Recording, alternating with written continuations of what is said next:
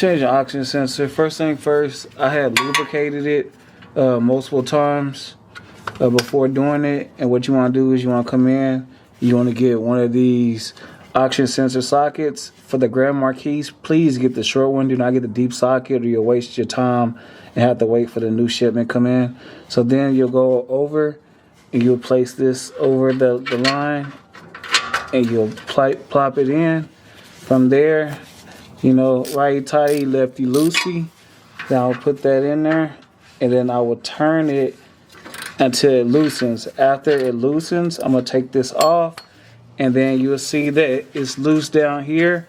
Now I'm gonna follow this line until I get to this part right here, which is the cord. I will pop that cord off. After I pop it off, then I'll come over and I would then be able to twist this off because you see how the wire wants to act. All right, it wants to act all crazy and stuff. So then I'll just twist it off. Well, that's the old one right here. This is the new one right here. All right, see a difference? It's never been changed.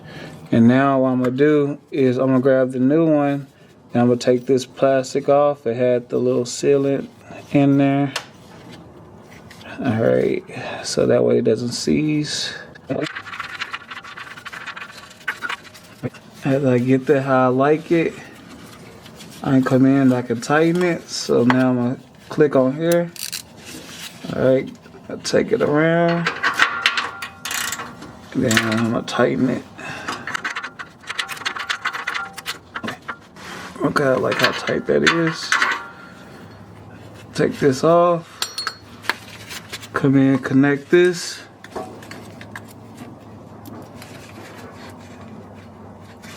And then I'm good after I connect it.